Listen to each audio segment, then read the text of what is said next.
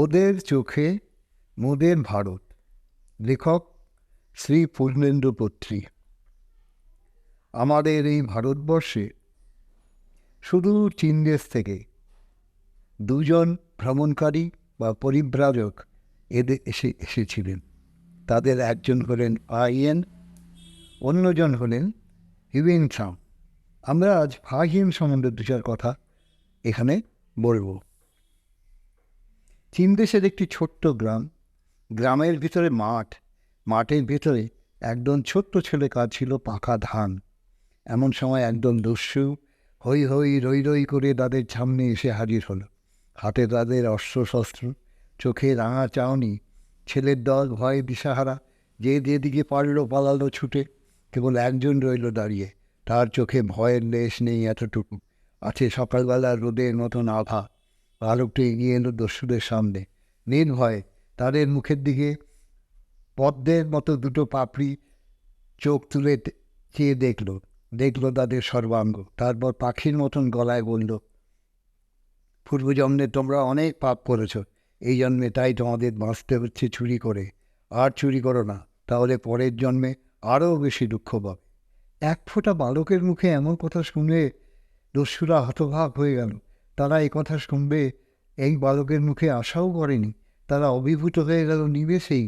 সাপুরের বাঁশিতে সাপের ছোবল তোলা ফণা যেমন নিচু হয়ে যায়, তেমনি করেই তারা মাথা নিচু করে মাঠের ধান মাঠে রেখে হাতের অস্ত্র নিয়ে যে দিক থেকে তারা এসেছিল সেই দিকেই আবার ফিরে গেল। এই বালকটি বিখ্যাত ফাহিয়েন। যখন 3 বছর বয়স, সেই সময়ে বৌদ্ধ ধর্মের দীক্ষা নেন তিনি। সেন্সি রাজ্যের প্রধান শহরের নাম চ্যাংগ্যাং। সেই চ্যাংগ্যাং শহরের ছেলে হলেন ফাহিয়েন। আসল নাম হচ্ছে কুনগো। দীক্ষা নেওয়ার পর নতুন নাম হলো ফাহিয়েন।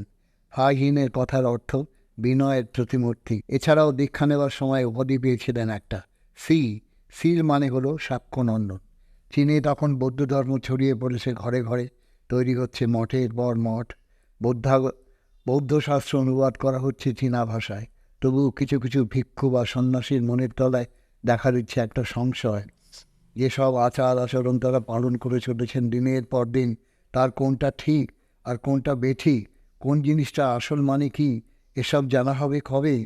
ফাহিয়েনের কেবলই মনে হয় আমরা যা পালন করে চলেছি তা শুদ্ধ নয়, তা সম্পূর্ণ নয়। জানতে হলে একটাই পথ, বুদ্ধের জন্মভূমিতে যাওয়া, সেখানে গিয়ে শিক্ষা লাভ, সেখানে থেকে বৌদ্ধ শাস্ত্রের পুঁথিপত্র নিয়ে আসা। 3 বছর বয়স থেকেই ফাহিয়েনকে মাঠে রেখে মানুষ করেছেন তার বাবা মা। বয়স যখন 25, ফাহিয়েনের নিজের মনের মধ্যে দেখা দিল বৌদ্ধ ধর্মকে আরও গভীর করে জানার ইচ্ছে। ফাহিয়েন শিষ্যত্ব মেনে নিয়েছিলেন কুমারজীবের। কুমারজীব ভারতবর্ষের একজন নামজাদা পণ্ডিত। কাশ্মীরে চলে যান ছোটবেলায়, সেখানে গিয়েই সন্ন্যাসী হন। তারপর থেকে বৌদ্ধ শাস্ত্র পড়া ছাড়া আর তার কোনো কাজ ছিল না। 20 বছর বয়সে চলে এসেছিলেন কুচায় বাবার কাছে। কুচা তখন মধ্য এশিয়ার একটি জমজমাট শহর, সমৃদ্ধিশালী রাজ্য। 383 খ্রিস্টাব্দে চীনেরা দখল করে নিল কুচা। অন্য বন্দীদের সঙ্গে চীনে সৈন্যরা তাকেও নিয়ে চলে গেল উত্তর চীনে। সেই থেকে তিনি চীন দেশে। বই লিখেছিলেন প্রায় 47টার মতন। চীনে ভাষা তর্জমাও করেছিলেন অনেক ভারতীয় বই বা পুঁথি। দিন যায়, ফাহিয়েনের মনের ভেতরে স্থির শিখায় জ্বলতে থাকে একটা সংকল্পের প্রদীপ। সেই জ্যোতির্ময়ের দেশে একদিন যাবই। দেখতে দেখতে এসে গেল সেই শুভদিন। শিষ্য এসে প্রণাম করলেন গুরুর পায়ে। শিষ্যের বয়স তখন 65। গুরু প্রশ্ন করলেন, কোথায় যাচ্ছ? শিষ্যের উত্তর, ভারতবর্ষে যাচ্ছি ভগবান তথাগতের পূর্ণ জন্মভূমির ধুলো মাথায় নিয়ে ধন্য হতে। যাচ্ছি বৌদ্ধ ধর্ম সম্বন্ধে আরও জ্ঞান লাভের জন্যে। আর ইচ্ছে আছে বিনয় পিটক নামে বৌদ্ধ ধর্মের শ্রেষ্ঠ পুঁথির মূলটাকে সংগ্রহ করা। গুরু আশীর্বাদ করলেন, সেই সঙ্গে জানালেন, যদিও তোমার আসল কাজ ধর্ম সম্বন্ধে জ্ঞান লাভ, তবুও যে দেশে যাচ্ছ সে দেশে সব কিছুই তাকিয়ে দেখো। তুমি ফিরে এলে তোমার চোখ দিয়ে এ দেশের মানুষ যেন দেখতে পায় একটা গোটা ভারতবর্ষের ছবি। 399 সালের গোড়ার দিকে এক ভোরবেলায় আকাশের পায়ের তলায় যখন সদ্য ফুটেছে আলোর প্রথম ফুলটি, ফাহিয়েন পা বাড়ালেন ভারতবর্ষের দিকে। সঙ্গে 4 জন সঙ্গী, লুই চিং, তাও চিং, লুই হিং আর লুই ওয়েং। চীন থেকে ভারতবর্ষে আসার সোজা সাপটা তখন কোনো পথ ছিল না। আসতে হতো অনেক কাঠখড় পড়িয়ে, জলহীন ছায়াহীন জ্বলন্ত মরুভূমি পার হয়ে। যে কোনো মুহূর্তে মৃত্যু ঘটতে পারে, এ কথাটা মনে রেখেই পাড়ি দিতে হতো দুর্গম পথ। গভীর মরুভূমি নয়, যেন একটা রাক্ষসের হাঁ, তার লকলকে জীবের সবটাই দাউ দাউ বালি। সেই মরুভূমি পেরিয়ে খোটান, সেখান থেকে বরফে ঢাকা পামির পর্বতমালা ডিঙিয়ে সিন্ধুর তীরে। ফাহিয়েন তখন বলতে গেলে সঙ্গীহীন। দুজন সঙ্গী দেশে ফিরে গেছে মাঝপথেই, কষ্ট সহ্য করতে না পেরে। লুইচিং মারা গেছে পথের মাঝখানে। ফাহিয়েনের সঙ্গে শুধু একজন, তাও চিং। সিন্ধু পেরিয়ে তারা পা বাড়ালেন গান্ধারের দিকে। সেখান থেকে তক্ষশিলা আর পুরুষপুর বা পেশোয়ার, তারপর আফগানিস্তান ঘুরে মথুরা। পায়ের যত ব্যথা, গায়ের যত জ্বালা, মনের যত আশঙ্কা, সব এক নিমেষে জুড়িয়ে গেল ভারতবর্ষের মাটিতে পা দিয়ে। চোখ ভরে উঠল বিস্ময়ে, মন আনন্দে ভরে উঠল। আহা, এই তো সেই সোনার দেশ, শান্তির দেশ। ফাহিয়েন যখন পৌঁছলেন তখন মেগাস্থেনিসের ভারতবর্ষে পৌঁছলেন সময় থেকে আরও 700 বছর পার হয়ে গেছে। ভারতবর্ষে তখন গুপ্ত সাম্রাজ্য।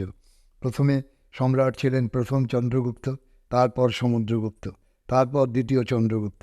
ইতিহাসে বা উপকথায় সম্রাট বিক্রমাদিত্যকে নিয়ে অনেক গল্প আছে।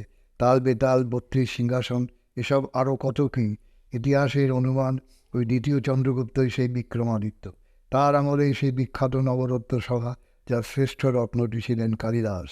বিক্রমাদিত্যের রাজধানী ছিল দুটো, পাটলিপুত্রে প্রথমটা, দ্বিতীয় পশ্চিম ভারত জয় করে প্রথমে বিদিশায়, তারপর বিদিশা বদল করে উজ্জয়িনী। মথুরায় পৌঁছে ফাহিয়েন হাঁটতে লাগলেন যমুনার তীর ধরে। নদীর দুপারেই বিহারে হলো বৌদ্ধ ভিক্ষুদের আশ্রম। এখানেই তারা থাকেন, খান দান, পড়াশোনা করেন। বিহারের চারপাশে আছে বাগান, ফুলের গাছে ফুল, ফলের গাছে ফল, দিঘিতে টলটলে জল, পাখির কাকলি গাছে গাছে, সূর্যের আলো গাছে গাছে, চন্দনের সুগন্ধ গাছে গাছে। তবে ভিক্ষু ছাড়া আরও কারো সে বাগানে পাল বাড়ানোর কোনো ক্ষমতা নেই। সংস্কৃত ভাষায় এই বিহারকেই বলা হতো সংখারাম। ফাহিয়েন ঘুরে ঘুরে দেখতে লাগলেন তার স্বপ্নের দেশকে। দেখলেন ভারতবর্ষের সমস্ত রাজারাই বৌদ্ধ ধর্মের প্রতি শ্রদ্ধাবান। কোনো রাজা যখন ভিক্ষুকে কিছু দান করেন, মাথা থেকে খুলে নেন মুকুট। ভিক্ষুর মুখোমুখি বসতে হলে বসেন মাটিতে, কার্পেট বিছিয়ে। দেখলেন চারপাশে মানুষজন সকলেই সুখী। সাধারণ প্রজাদের কর দিতে হতো না রাজাকে। কর দেয় কেবল তারা যারা চাষ করে রাজার জমি। রাজ্যে নেই কোনো মৃত্যুদণ্ড। অপরাধ যেমন, শাস্তিও তেমন। লঘু অপরাধের জন্য নেই কোনো গুরুদণ্ড। যারা রাজ্যের বিরুদ্ধে বিদ্রোহী, কেবল তাদেরই শাস্তি দেওয়া হতো ডান হাত কেটে। চণ্ডাল ছাড়া প্রাণী হত্যা করে না কেউ। তবে রাজারা যান শিকারে। রাজপরিবারের লোকজন এবং ধনীরা খান মাছ এবং মাংস। যারা বৌদ্ধ ধর্মে দীক্ষিত তারাই কেবল ছন্না মাছ, মাংস, পেঁয়াজ, রসুন। চণ্ডাল বলা হয় তাদের যারা স্বভাব চরিত্রে খারাপ। এদের বাস সমাজ থেকে অনেক দূরে। দোকানে বাজারে আসার সময় হাতের লাঠি মাটিতে ঠুকে শব্দ করে হাঁটতে হয়, যাতে অন্যরা সরে যেতে পারে তাদের ছায়া থেকে দূরে। এ থেকে বোঝা যায় সমাজে অস্পৃশ্যতা ছিল। সাধারণ নাগরিকরা মুরগি বা শুয়োর পোষে না, জীবিত প্রাণী বেচে না কেউ। মাংস বিক্রি করে কেবল ওই চণ্ডালেরা। দেশের এক জায়গা থেকে অন্য জায়গায় যেতে করে লাগে না পাসপোর্ট, না কোনো অনুমতি। রাত্রে গৃহস্থরা যখন ঘুমোয়, ঘরের দরজা খোলা থাকে। রাস্তায় সোনাদানা পড়ে থাকলেও কেউ ছোঁয় না। শহরে ধনীর সংখ্যা প্রচুর, তাদের মধ্যে প্রতিযোগিতা, কে কত ভালো কাজ করতে পারে। দেখলেন সত্যিই সুজলা সুফলাই দেশ, মাটি উর্বর, মাঠে মাঠে সোনার ফসল। মানুষেরা অতিথিপরায়ণ। বিদেশি অতিথিদের এমন আপ্যায়ন করে যেন কতকালের চেনা।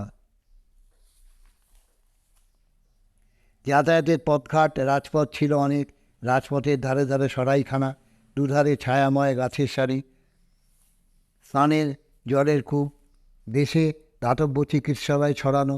গরিব মানুষদের পয়সা লাগে না ওষুধ খেতে। শুধু ওষুধ নয়, পথ্যও পেয়ে যান বিনা পয়সায়। সম্পূর্ণ সুস্থ না হলে কাউকে ছাড়া হয় না। দেশে মুদ্রা চলন ছিল, নাম দিনার। কিন্তু জিনিসপত্রের দাম এত সস্তা যে সাধারণ মানুষ কেনাকাটা করতো কড়ি দিয়ে। রাজ্যের আয়ের প্রধান উৎস ভাগ বলা হতো জমিতে উৎপন্ন ফসলের 2 ভাগের 1 ভাগকে। রাজার পাওনা সেইটুকুই। এছাড়াও রাজার আর অন্য দিক থেকে অনেক আয় ছিল। ছিল নদীতে খেয়া বাইবার কর, ছিল ব্যবসা বাণিজ্যের শুল্ক, সৈন্য সামন্ত দিয়ে চারপাশ ঘিরে রাখা দুর্গের মধ্যে কেউ বাস করে, তারার জন্য আলাদা কর। কখনো কখনো বিনা পরিশ্রমিকে কাজ করতে করতে হয়েছে রাজার।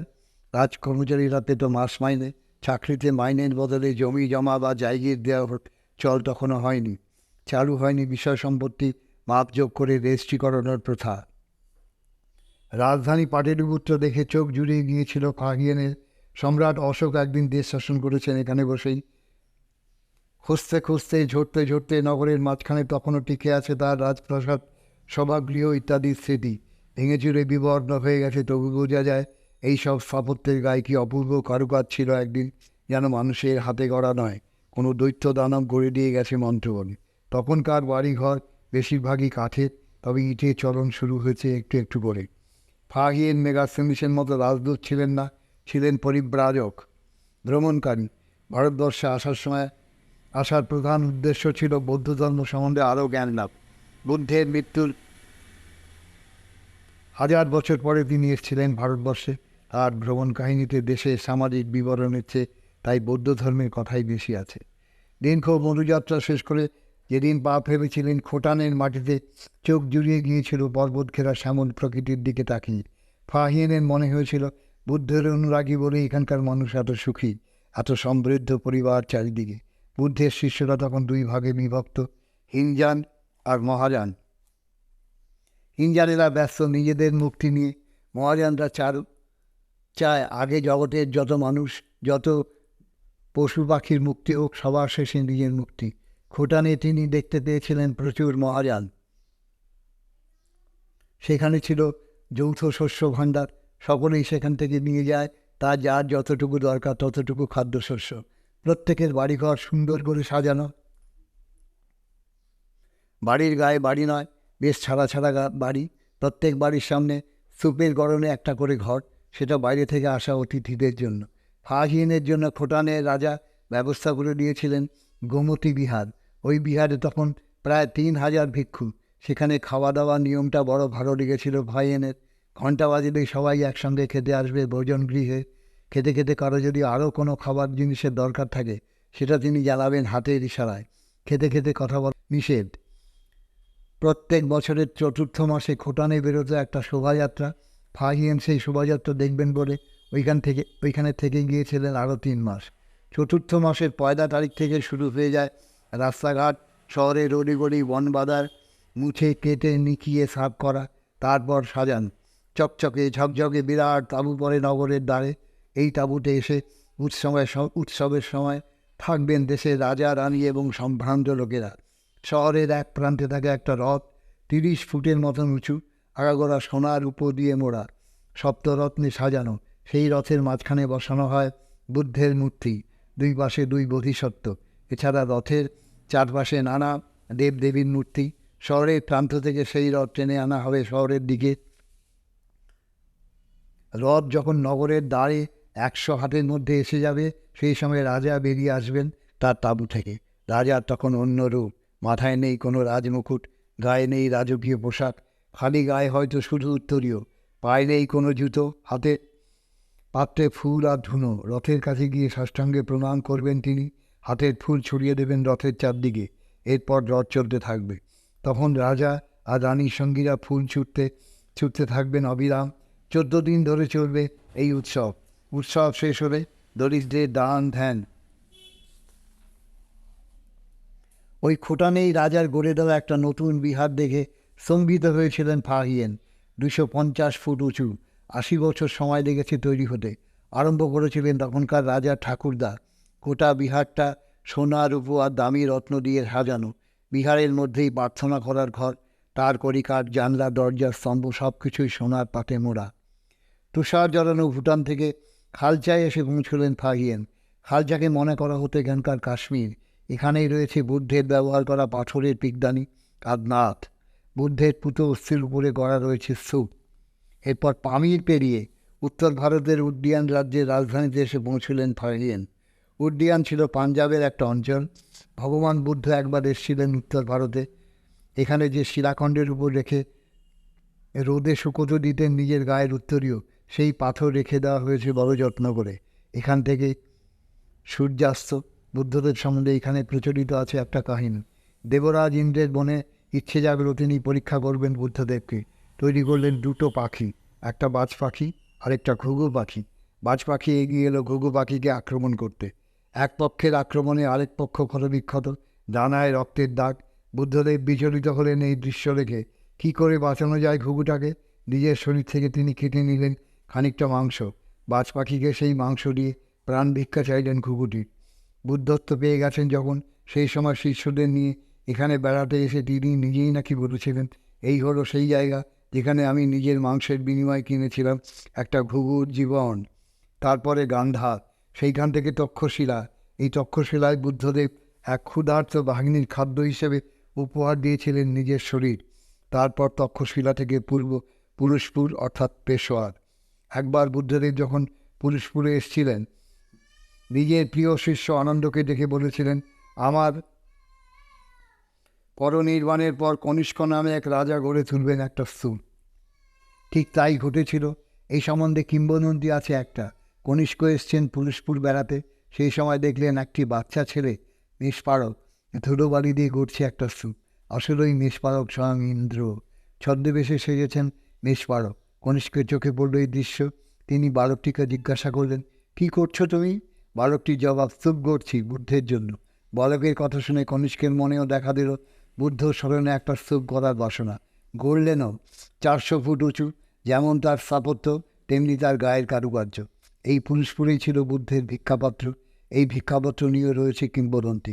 এক শক রাজা তার সৈন্য সামন্ত নিয়ে জয় করেছিলেন এই পুরুষপুর। কেউ কেউ মনে করেন এই রাজাই হলেন কনিষ্ক। রাজা ছিলেন বুদ্ধের ভক্ত। দেশ জয় করে তিনি যাওয়ার সময় তিনি চাইলেন বুদ্ধের ভিক্ষাপাত্রটি নিজের সঙ্গে নিয়ে যেতে। সুন্দর করে সাজানো একটা হাতির পিঠে রাখা হলো ওই ভিক্ষাপাত্র। কিন্তু আশ্চর্য কাণ্ড, ভিক্ষাপাত্রটি চাপানোর সঙ্গে সঙ্গে হাতিটা বসে পড়ল মাটিতে, আর উঠে দাঁড়াবার ক্ষমতা নেই। হাজার চেষ্টা করেও উঠানে গেল না তাকে। তখন আনা হলো একটি 4 চাকার গাড়ি। ভিক্ষার পাত্রটি রাখা হলো তার ভেতরে। আনা হলো 8টি হাতি গাড়িটাকে টানার জন্য। কিন্তু এবারেও ঘটল সেই আশ্চর্য অঘটন। 8টা হাতিতে টেনে নড়াতে পারল না গাড়ির চাকা। রাজা বুঝলেন এই ভিক্ষাপত্র এখান থেকে নিয়ে যাওয়া যাবে না। রাজা তখন ওইখানেই গড়ে দিলেন একটা স্তূপ আর বিহার। একজন রক্ষী রাখলেন বিশেষ করে ওই ভিক্ষাপাত্রটিকে পাহারা দেওয়ার জন্যে। আরও গল্প আছে ওই ভিক্ষাপাত্র নিয়ে। ভিক্ষাপাত্রটি নাকি অদৃশ্য হয়ে গিয়েছিল গৌতম বুদ্ধত্ব লাভের পর থেকেই। শিষ্যরা চিন্তিত, কি হবে তাহলে? স্বর্গের 4 জন দেবতা তখন পাঠিয়ে দিলেন একটি ভিক্ষাপাত্র, আগাগোড়া পান্না দিয়ে তৈরি। বুদ্ধদেব তা নিলেন না। দেবতারা 4টে পাথরের ভিক্ষাপাত্র আনালেন। তখন বুদ্ধদেব 4টে ভিক্ষাপাত্রকে নিয়ে গড়লেন একটা। এই ভিক্ষাপাত্রের খুব বেশি হলে 2 কুনকে চাল ধরতে পারত। বাইরেটায় নানা রং, তার মধ্যে কালোটাই বেশি। আকারে প্রায় 5 ইঞ্চি। দিন দরিদ্র মানুষের যখন সেই ভিক্ষাপাত্রে সামান্য একটা ফুল উপহার দিত, পাত্র ভরে উঠত আপনা আপনি। কিন্তু ধনীরা শত শত ফুল দিলেও সেটা ভরত না। ফাহিয়েন একবার এরপরে পা বাড়ালেন নগরহারের দিকে। নগরহারের রাজধানী, মাঝখানে একটা স্তূপ, তার ভেতরে রয়েছে বুদ্ধের একটি দাঁত। রাজধানী থেকে 1 যোজন দূরে আরেক জায়গায় রাখা আছে বুদ্ধের হাতের লাঠিটি, লম্বায় 17 ফুট, চন্দন কাঠের তৈরি। ওই বিহারের মধ্যেই রয়েছে তার উত্তরীয়। যখনই জলাভাব দেখা দেয় দেশে, আকাশে পড়ে আগুন, মাটি ফাটে আগুনে, পুকুর শুকিয়ে যায় আগুনে, তখন দেশের মানুষেরা এই উত্তরীয়টিকে বিহারের বাইরে এনে পুজো করে। আর তার কিছুক্ষণ পরেই নামে ঘনঘোর বৃষ্টি। বুদ্ধদেবকে নিয়ে এইরকম অজস্র কিংবদন্তি ছড়ানো আছে। এই বিহার থেকে মাত্র 8 যোজন দূরে গেলে দেখতে পাওয়া যায় একটি শিলাখণ্ড। অলৌকিক তার মাহাত্ম্য। 10 হাত দূর থেকে যদি এই শিলাখণ্ডের দিকে তাকিয়ে থাকা যায় কিছুক্ষণ, দেখা যাবে তার গায়ে ক্রমশ ফুটে উঠেছে বুদ্ধের প্রতিমূর্তি, আদল তপ্ত কাঞ্চন বর্ণ। কিন্তু তখন যদি আরও কাছে এগিয়ে যাওয়া যায়, দেখা যাবে সেই মূর্তিটি ক্রমশ আবছা হয়ে মিলিয়ে যাচ্ছে।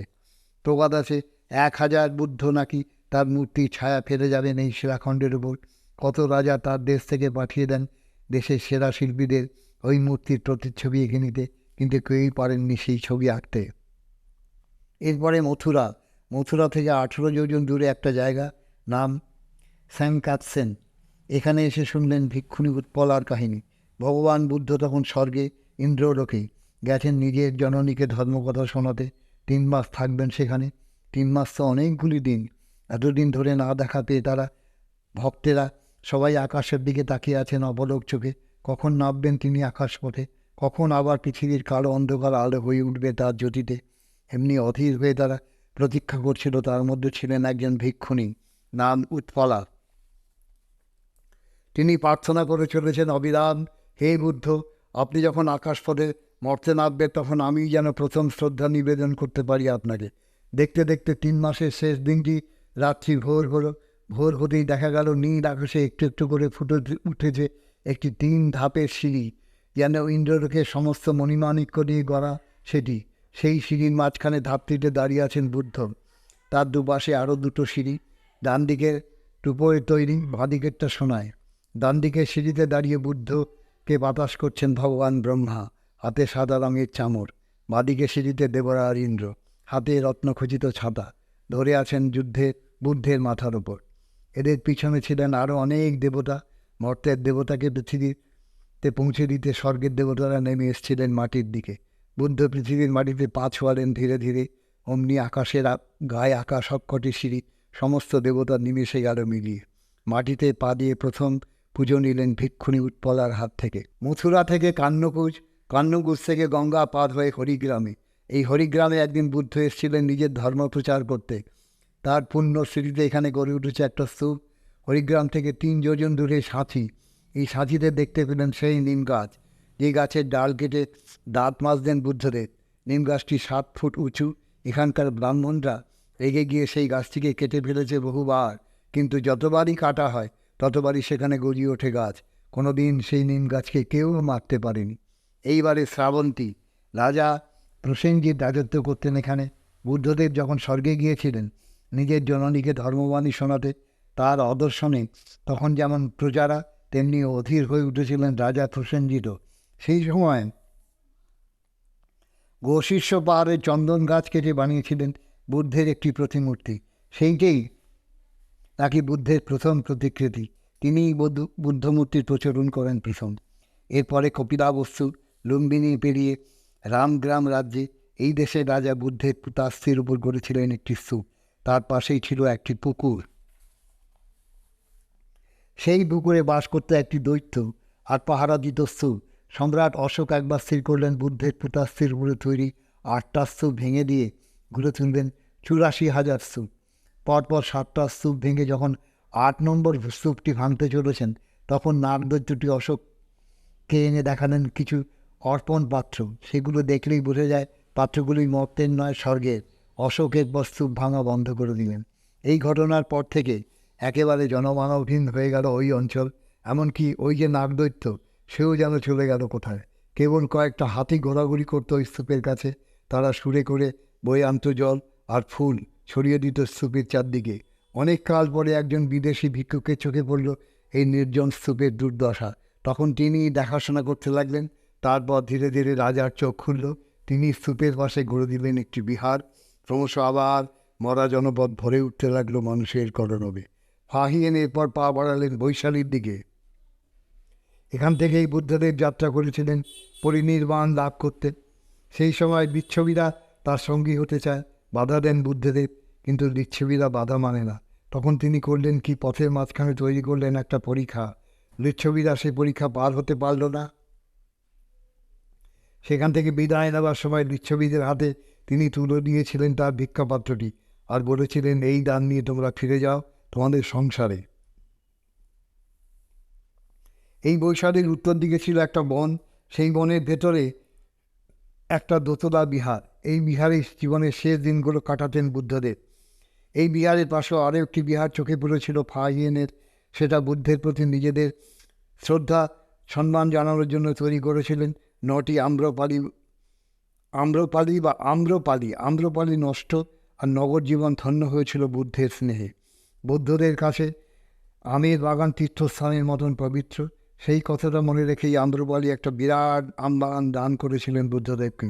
বৈশালী থেকে চির বিদায় নেওয়ার সময় বুদ্ধদেব বলেছিলেন, এই নগরী হলো আমার শেষ কর্মস্থল।